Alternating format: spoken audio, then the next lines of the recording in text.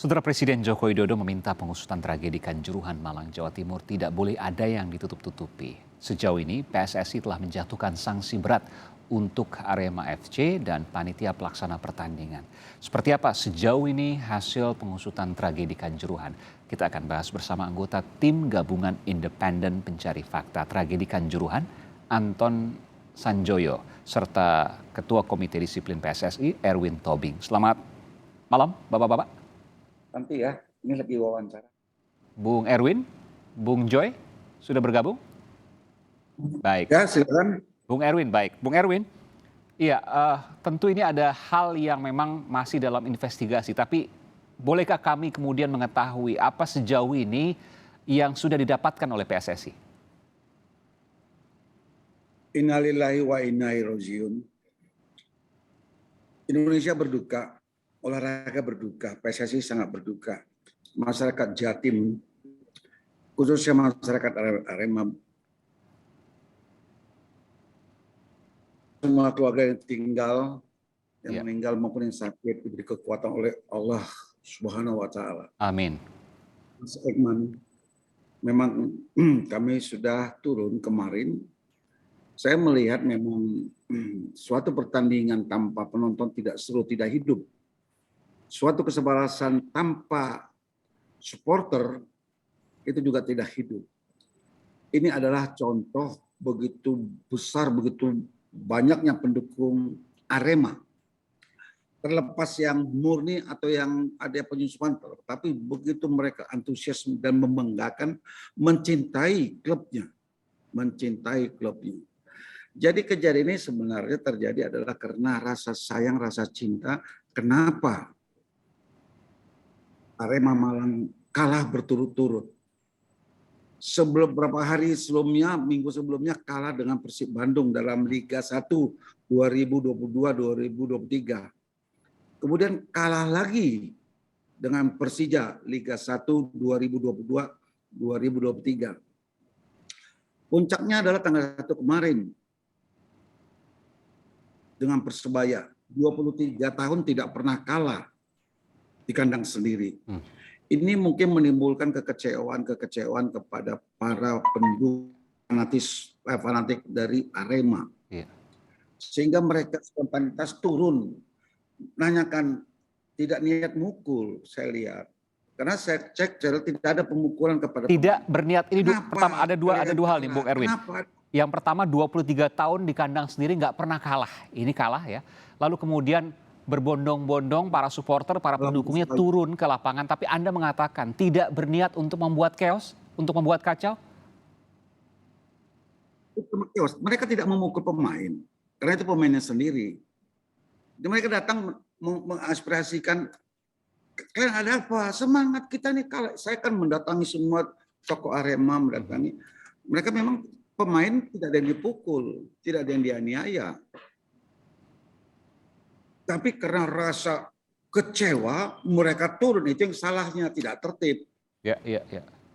Tidak tertib. Tentu turunnya mereka, tentu aparat merasa, wah ini bahaya nih pelatih, pemain, wasit diusir. Dianggap ancaman begitu ya?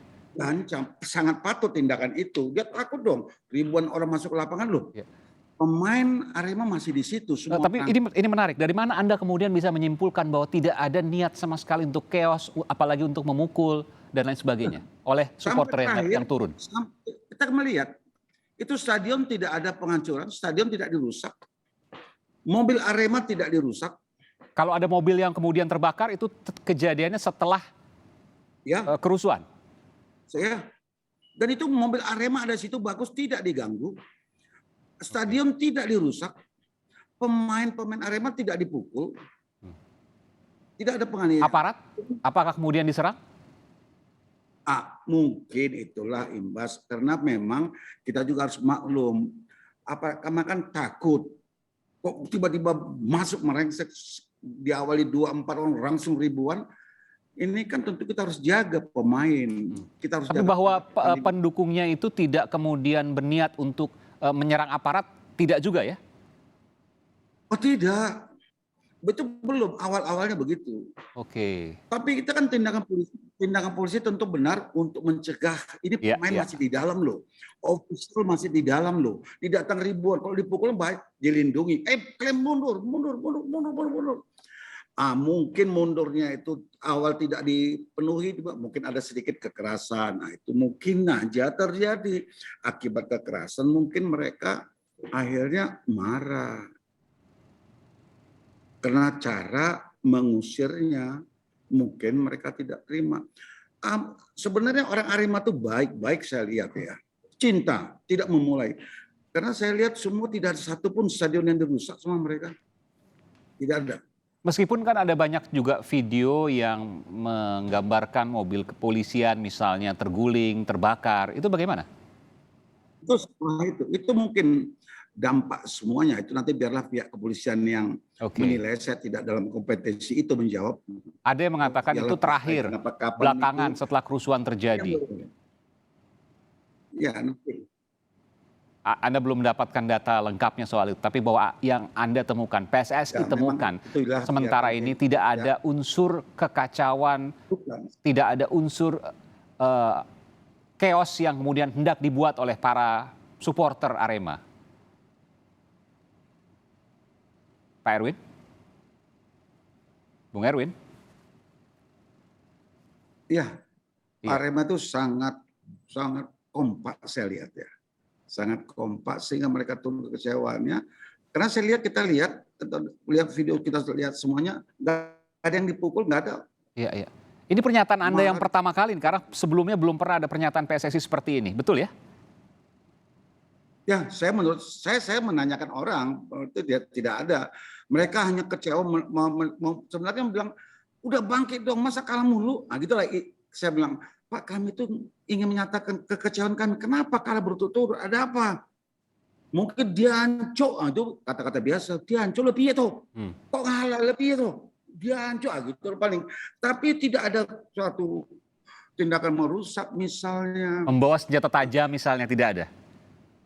Wah, kita sampai itu. Tapi tentu saya juga sekolah sebagai polisi, melihat itu mereka ribut, saya akan turun paksa mereka keluar karena melindungi para pemain dan perangkat pertandingan yang masih ada di lapangan. Untuk pemain Persebaya sudah langsung buru-buru diberangkatkan dengan kendaraan rantis, sudah diberangkatkan. Tinggal di situ adalah pemain.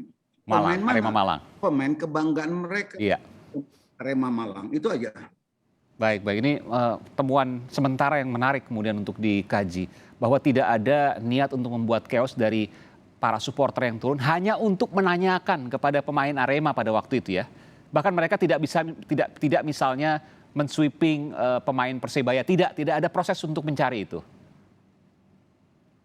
Oh bukan, harus diketahui ada suatu komitmen antara klub Persebaya dengan Arema. Kira-kira di awal pertengahan 2020 menjelang 2020. Saat Persebaya main di Surabaya, saat Arema main saat Arema bertanding melawan Persebaya di Surabaya, tidak satu pun boleh anak Arema masuk. Saat Persebaya bertanding melawan Arema di Malang, supporter Persebaya tidak boleh masuk. Sehingga kemarin pertandingan tidak ada bonek Surabaya, tidak ada. Semua itu Arema. Karena itu sudah komitmen, karena dulu sering ribut, itu ada komitmen bersama. Iya. Meskipun begini juga Pak Erwin, bahwa ada pertanyaan, ini kan bebuyutan ya antara Persebaya dengan Arema. Kenapa kemudian digelar? Sorry, begini Mas Ekman, aku mohon maaf. Jangan lagi kita sebut musuh bebuyutan dalam olahraga ini. Saya tidak bilang musuh bebuyutan, tapi persaingan yang bebuyutan dalam artian bahwa mereka ini hal yang memang dua klub yang memang sangat bersaing ketat begitu ya. Saya tidak sebut musuh. Jadi bahwa ini adalah persaingan yang ketat ya. Nah, saya ingin bicara bahwa kenapa kemudian ketika persaingannya begitu ketat, kita tahu bahwa Persebaya melawan Arema, lalu kemudian ada digelar di salah satu tempat. Tidakkah itu kemudian memunculkan sebuah pertanyaan besar? Misalnya apa? bisa terjadi chaos dan lain sebagainya. Karena siapapun yang menang, siapapun yang kalah tentu ini bisa menjadi potensi resiko yang besar. Memang kita banyak harus berubah dalam budaya persepak bolaan ini. Banyak harus kita ubah dengan kasus ini. Baik itu stadionnya, baik dengan mungkin sistem pengamanannya, baik dengan statuta FIFA yang harus kita ukur. Sehingga kita jelas, sehingga harus memang ada sisi baik untuk starting point perubahan di masyarakat kita ini tentang sepak bola. Karena bagaimanapun pencinta sepak bola itu kuat, besar sekali. Betul. Saya melihat dulu memang ada supporter ini tidak cocok dengan supporter ini. Klub ini tidak berlawanan antara klub sama klub, antar supporter. Tapi saya melihat dengan kasus ini, begitu bersatunya semua supporter. Walaupun dia itu tidak senang dengan Arema, musuh dibilang, tapi saat ini semua mereka bersatu, memberi doa, memberi dukungan kepada Arema. Mari Arema bangkit. Itu mereka bilang, mari Arema bangkit. Jangan terus bersedih. Mereka membuat acara. Saya lihat di Jatidiri Semarang. Hari itu, malam itu tanggal 2 mau main bola. Stop tidak main bola, tapi semua datang menghidupkan lilin. Di Pakansari, Bogor, tanggal 2 main, di stop tidak boleh sesuai dengan instruksi Presiden, tidak bermain. Tapi mereka datang dan mereka berdoa.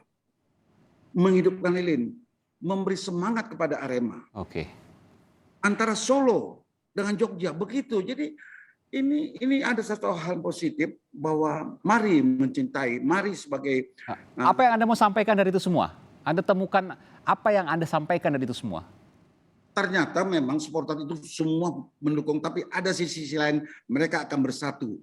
Masing-masing walaupun berbeda klub. Beda klub, beda daerah. Oke.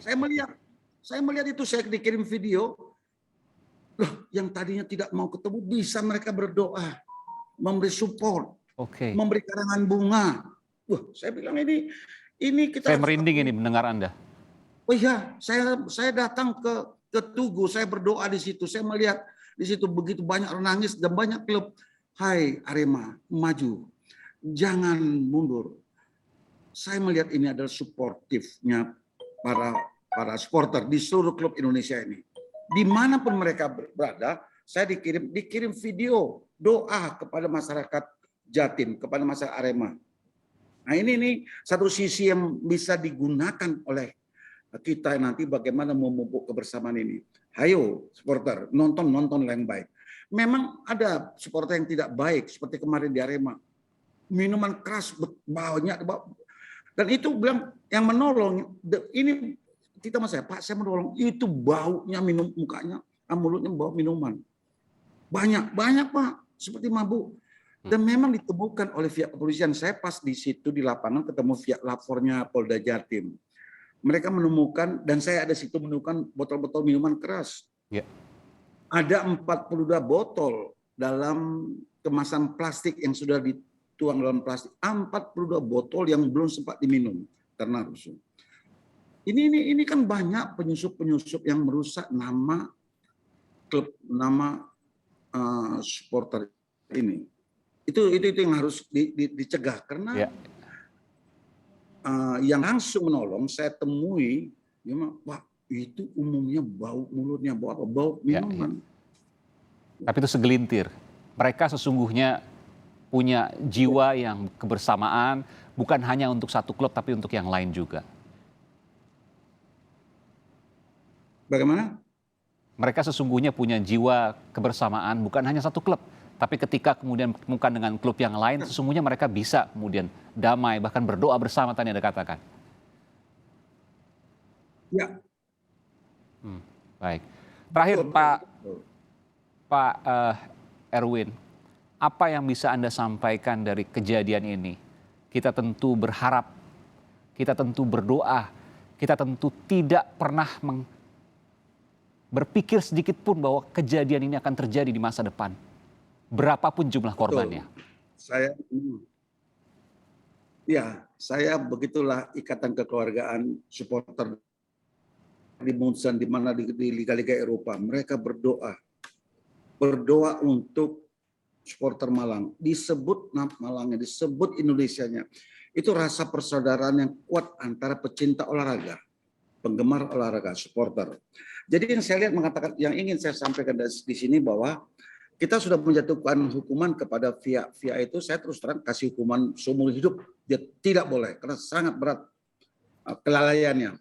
Yang ingin saya katakan, ternyata jabatan di keolahragaan itu, di kepanitiaan itu tidak sembarangan, harus hati-hati, karena punya risiko hukum, kena hukum disiplin dan risiko hukum.